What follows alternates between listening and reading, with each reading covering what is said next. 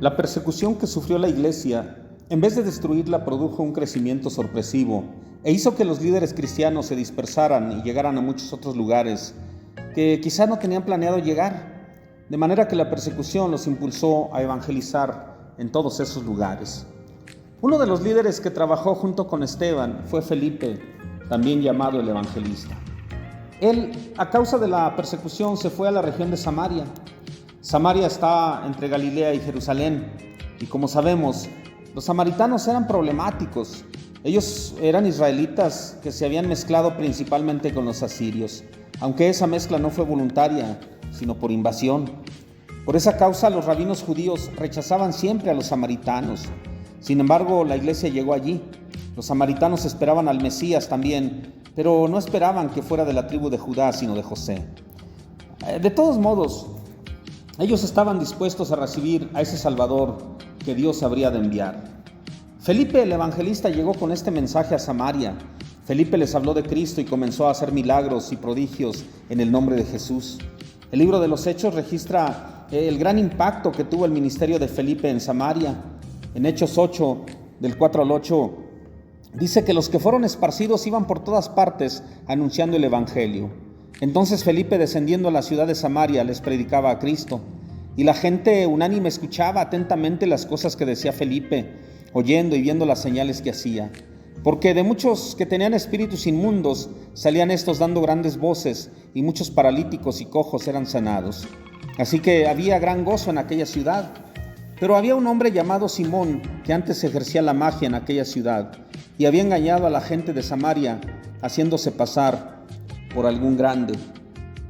Como siempre surgen los problemas, Felipe se encontró con un obstáculo, un hombre a quien la gente llamaba Simón el Mago, un brujo que se dedicaba a hacer trucos para engañar a los samaritanos.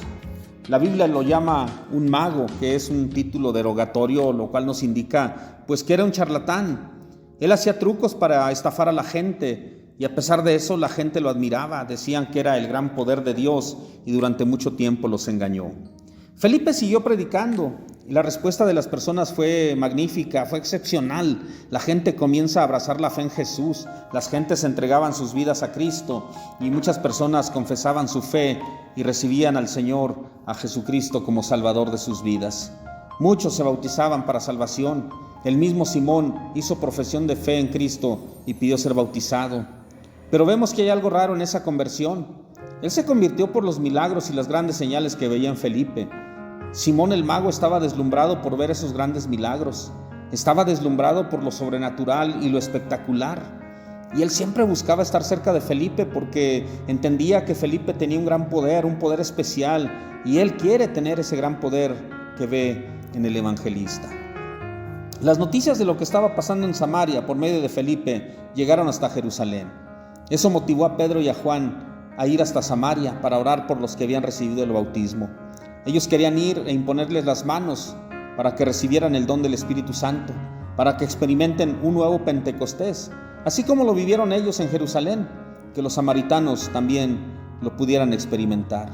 Simón el mago vio todo esto y yo me pregunto qué es lo que estaba pasando por la cabeza, por la mente del mago. Hay algo que debemos aprender del texto. No es lo mismo creer algo y comprender algo. Es probable que Simón creyera que había un Dios, que había un Mesías, y quizás hasta llegó a creer que Jesús era ese Mesías. Pero él no comprendió la doctrina cristiana. Simón el mago no comprendió las enseñanzas de Jesús, ni comprendió cuál es el centro del evangelio. A él lo que lo deslumbraba eran los milagros únicamente. Lo que lo atrapó a él fueron las sanidades, lo espectacular que mostraban los apóstoles. Ahora, en este tiempo hay mucha gente que se acerca a Dios y a la iglesia con una razón equivocada, buscando fama, fortuna, prestigio, y no disciernen las enseñanzas cristianas, no entienden cuál es el centro del mensaje del evangelio. Por eso no pueden avanzar, no pueden crecer ni evangelizar eficazmente, porque cuando no hay milagros, no hay fe en Dios. Simón el mago es el claro ejemplo de ese tipo de persona superficial, de quien tiene una fe de paja, que cree pero no comprende. Igualmente es ejemplo de la gente que llega a la iglesia buscando un beneficio propio, ya sea dinero, poder, fama, Y es peligroso cuando se da esa combinación en la iglesia, o sea, mucha ambición, poco entendimiento. Pueden parecer fieles a Dios, pero en el fondo lo que buscan es alimentar su propio ego. Todo esto tiene que ver con ser importantes, pero llega el día en que caen de la gracia y caen de manera estrepitosa, trayendo vergüenza para ellos, para la iglesia y para el Evangelio de Jesucristo. Pedro y Juan habían viajado de Jerusalén a Samaria con el propósito de orar por los nuevos fieles, de imponerles las manos, de ministrarles los dones, como dice Hechos 8 del 14 en adelante. Cuando los apóstoles que estaban en Jerusalén oyeron que Samaria había recibido la palabra de Dios, enviaron allá a Pedro y a Juan, los cuales habiendo venido oraron por ellos para que recibieran el Espíritu Santo, porque aún no había descendido sobre ninguno de ellos, sino que solamente habían sido bautizados en el nombre de Jesús. Entonces les imponían las manos y recibían el Espíritu Santo. Cuando vio Simón que por la imposición de las manos de los apóstoles se daba el Espíritu Santo, les ofreció dinero. El Espíritu Santo cayó sobre ellos, pero Simón cayó también. El charlatán y estafador, al ver las señales que hacían Pedro, Juan y Felipe, pensó que hacían trucos. Y él creyó que eran como él. Él pensó que si les ofrecía dinero a estos magos poderosos que vinieron de Jerusalén, él sería como ellos, y así él ganaría mucho más dinero. Simón estaba confundido. Él no entendía el Evangelio, no entendía nada acerca de Dios. Por eso se atrevió a hacer algo tan terrible, ofrecer dinero a los apóstoles a cambio de que le enseñen ese truco de transmitir el don del Espíritu Santo a la gente. Todo esto parece una locura, pero hay que ver que tiene cierta lógica. Lo que hizo este mago es lo mismo que hacen todos los psíquicos, los mentalistas, los brujos, los adivinos, que saben que no tienen poder y que la mayoría de lo que hacen son trucos, pero ellos saben que no tienen poderes. Simón estaba convencido de que los apóstoles eran unos magos más poderosos que él.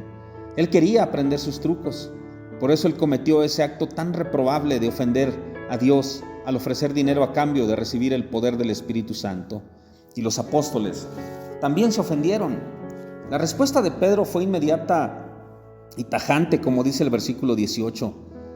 Cuando vio Simón que por la imposición de las manos de los apóstoles se daba el Espíritu, les ofreció dinero diciendo: «Dadme también a mí este poder para que cualquiera a quien yo impusiere las manos reciba el Espíritu Santo».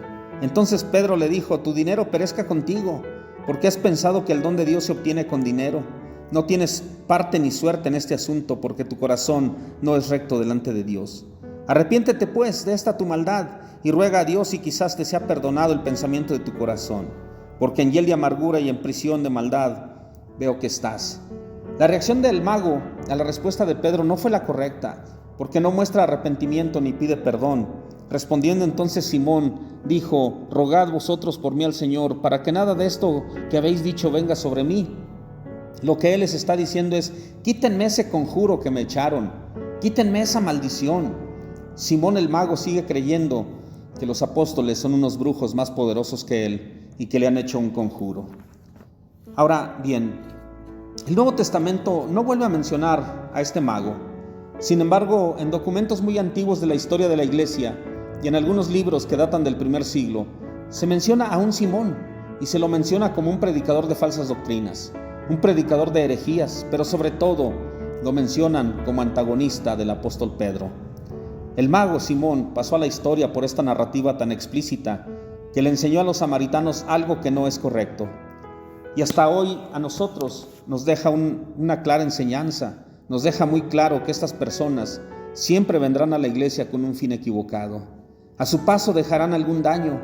Esta historia debería hacer que nos afirmemos en la convicción de que el don de la salvación es gratuito, que el bautismo se recibe por gracia mediante la fe en Cristo Jesús. La salvación no se compra ni se vende. El don del Espíritu Santo no es un truco que un mago nos puede enseñar.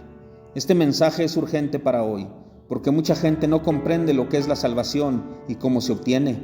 Muchos aún no comprenden quién es el Espíritu Santo ni cuál es su labor. Tampoco entienden que los puestos de autoridad en la iglesia son para servir y no para servirse de ellos. La Biblia rechaza a aquellos que buscan ganar estafando a los incautos, esos que se acercan a la gente en el momento más vulnerable. Eso hace que tal pecado sea más grave. La Biblia también condena que culpen a la gente si lo que profetizaron no se cumple. La Biblia los llama charlatanes. Hay algo que hoy debemos saber y no olvidar. Los dones de Dios son gratuitos. No se venden, no se compran. Nosotros hemos recibido todo por gracia, por lo tanto, también debemos darlo de gracia. En el nombre de Jesús.